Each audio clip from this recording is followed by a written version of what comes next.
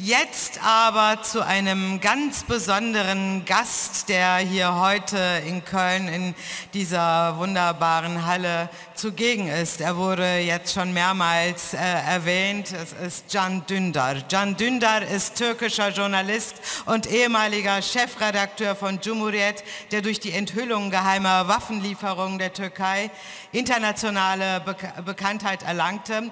Er ist ja einer der bekanntesten und wachsamsten Kritiker der türkischen Regierung und wegen seiner Recherchen wurde er in der Türkei verfolgt, zu lebenslanger Haft verurteilt. Er lebt seit 2016 im Exil in Berlin und engagiert sich weiterhin für Pressefreiheit, unabhängigen Journalismus, unter anderem als Gründer der Plattform Özgürüz. Er ist ein unfassbar mutiger Verfechter von freiheitlichen Rechten und Demokratie. Hoş geldin sevgili Can Dündar.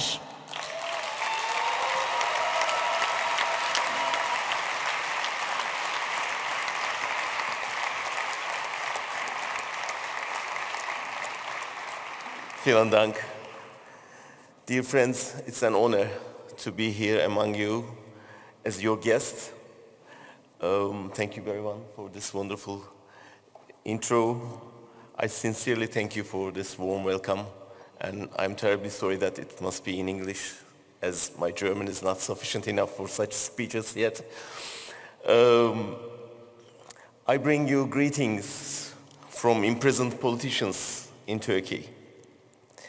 Greetings from mayors behind bars, from university students under custody, from the masses who have taken to the streets demanding freedom and justice, from mothers waiting for peace, from exiles counting days to return.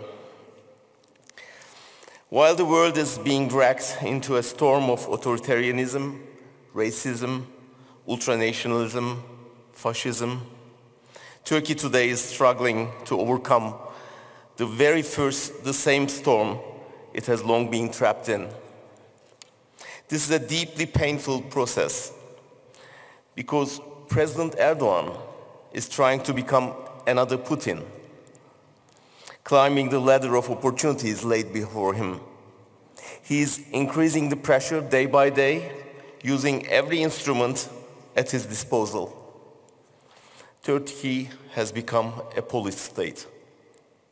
We wake up each morning to the news of police raids and new waves of arrests. Imagine, I was just checking my mails if there was a police raid this morning against our colleagues. So opponents are jailed without cause. The judiciary is under party's control. So is the parliament. So is the media, the universities, and the capital. Erdogan keeps the streets under control using the police, the army, intelligence service, even militias and mafia, trying to suppress the people's rightful dissent.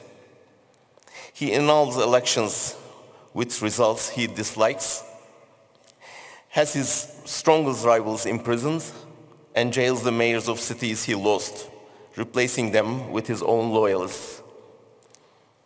While he commands a massive media machine that serves only his propaganda, he tries to silence the few independent outlets that remain with censorship.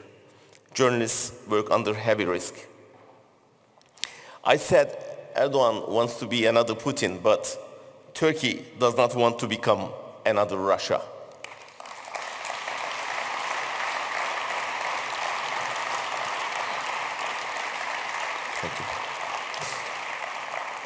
The people, weary of oppression, impoverished by economic crisis, are resisting with all their strength.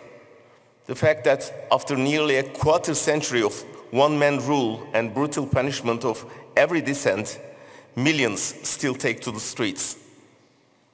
This gives us hope that university students are at the forefront of this resistance, fuel of our hope for the future.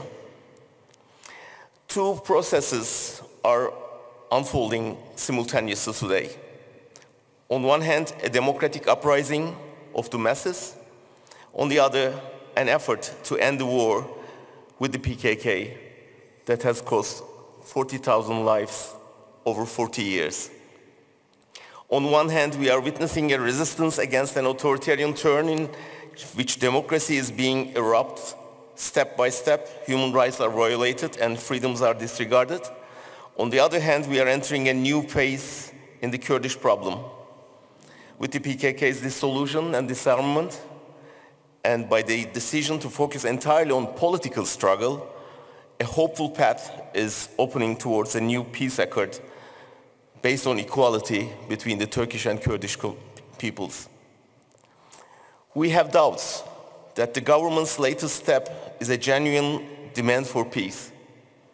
They rather see it more as an opportunity to consolidate more power imposed by international developments and drive to change the constitution that they already don't obey. But if Turkey can achieve both democracy and peace at the end of these two parallel processes, it could offer the world as a unique example, one that defies the harsh winds blowing from the right. A democratic and peaceful climate in Turkey would surely be felt in Germany, in Cologne, and among the Turkish community and the Kurdish diaspora. As you know, Erdogan has been removing elected mayors of Kurdish municipalities for years, replacing them with appointed trustees. And 2 months ago, he did the same in Istanbul. He had his strongest rival, Ekrem İmamoğlu, Istanbul's mayor, arrested. Then his diploma was annulled to prevent him from running for presidency. Now Erdogan is trying to seize the city he could not win at the ballot box by force through mass arrests of İmamoğlu's entire team. As you know, Istanbul is a twin city of Cologne. The Green delegation and the mayor of Cologne showed solidarity by visiting Istanbul and İmamoğlu's wife in Istanbul. That solidarity gives us strength. Thank you, Max, for this, organizing it.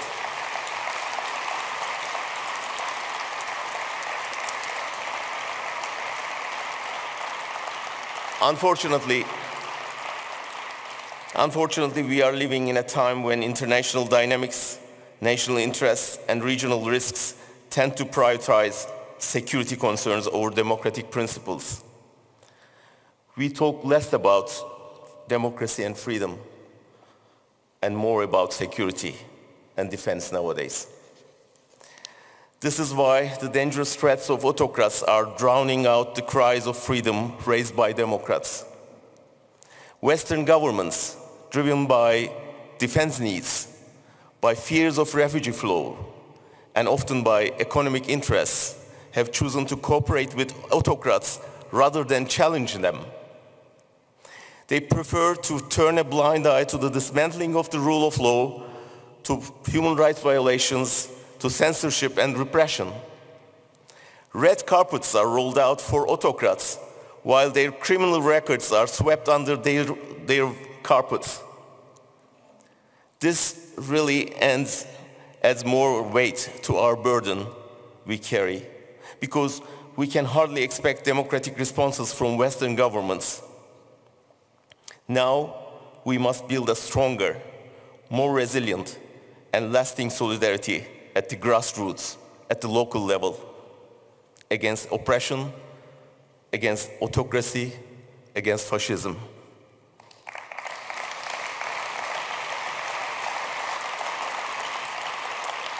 We must build this solidarity between political parties, between parliaments, between trade unions, between cities, between women's organizations, between LGBTQ communities, student associations, bar associations, media institutions, academic platforms, civil society organizations, and above all, between peoples. Through Twin Cities partnership, joint cultural collaboration, student exchange programs, media projects, academic collaborations, interparliamentary friendship groups, this long-term comradeship will yield result for more lasting and meaningful than short-term interest-based partnership. As dear Felix said before, too late. I know that most of the German people, and especially you, the Greens, have been supporting this effort for decades. I want this solidarity to grow stronger and endure. I also believe that in the upcoming local elections, the Greens candidate is the perfect person to lead such a strong and lasting partnership. That's why I wish you, dear Berivan, every success in the upcoming elections.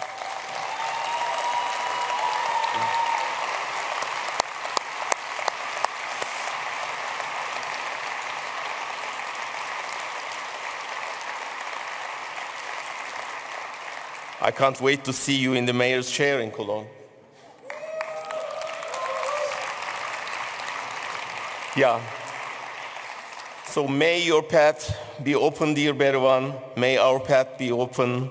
Hope to meet you all in free Turkey sometime soon. Vielen Dank.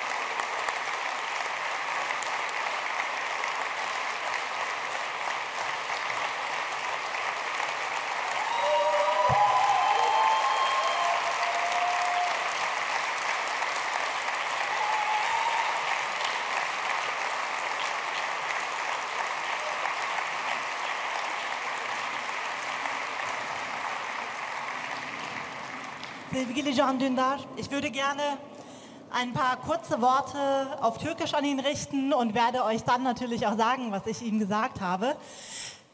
Sevgili Can Dündar, konuğumuz olduğunuz için çok teşekkür ederiz. Direnişiniz için çok teşekkür ediyorum. Almanya'da Türkiye'deki otokrasi rejimine karşı mücadelenin, insan hakları mücadelesinin sesi olduğu için çok teşekkür ediyoruz. Almanya özellikle sizin gibi basın özgürlüğü için savaşan bir sese sahip olduğu için gerçekten mutlu olabilir. Çok teşekkür ediyorum size.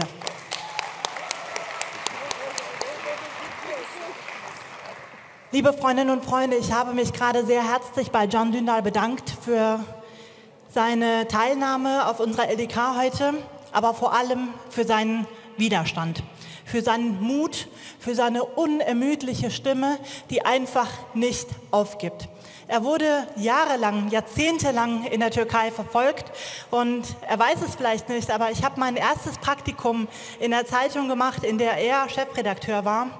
Und auch damals schon war er für mich ein sehr, sehr großes Vorbild, weil er schon seit sehr langer Zeit eine Stimme der demokratischen Opposition in der Türkei ist.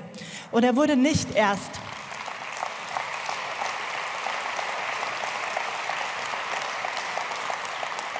Er wurde nicht erst 2016 verfolgt, sondern schon viele Jahre zuvor.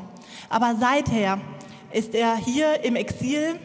Nach einigen Jahren durfte auch seine Frau oder ist geflüchtet auch aus der Türkei hier nach Deutschland, um bei ihm zu sein, weil auch sie natürlich sich sehr stark für die Demokratie in der Türkei einsetzt. Er ist einer der wichtigsten Stimmen im Ausland, im Exil. Und ich muss euch sagen, gerade in dieser Zeit, in der Ekrem İmamoğlu inhaftiert ist, in der aber nicht nur der Oberbürgermeister Istanbuls in Haft ist, sondern auch Osman Kavala, auch Selahattin Demirtas, auch zahlreiche verschiedene türkische und auch kurdischstämmige Bürgermeisterinnen und Bürgermeister, Politikerinnen und Politiker in der Türkei inhaftiert sind, unterdrückt werden. Die Justiz ist nicht unabhängig. Die Medien sind staatlich kontrolliert und die Zivilgesellschaft wird unterdrückt mit allen Mitteln. In dieser Zeit für die Demokratie aufzustehen, für eine Zukunft der Türkei aufzustehen, ist etwas, was wir uns aus Deutschland heraus nicht so richtig vorstellen können. Es erfordert ein übermenschliches Maß an Mut. Und deswegen ein ganz, ganz großes Dankeschön an Can Dündar, stellvertretend an alle Menschen in der Türkei, die diesen Kampf nicht aufgeben. Und lasst uns bitte ein sehr, sehr starkes Signal aus Köln senden. Wir stehen an eurer Seite und wir fordern die Freilassung aller unterdrückten Politikerinnen und Politiker, aller Journalistinnen und Journalisten und aller Menschen, die sich für eine lebenswerte Türkei einsetzen. Herzlichen Dank.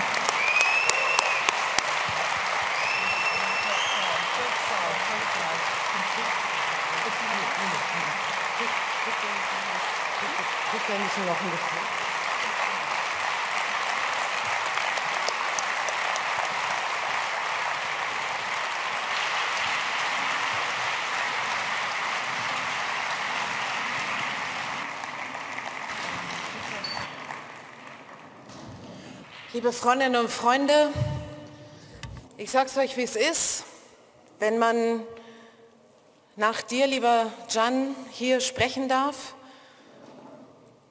dann tue ich das mit sehr viel Demut und mit irrsinnig viel Respekt.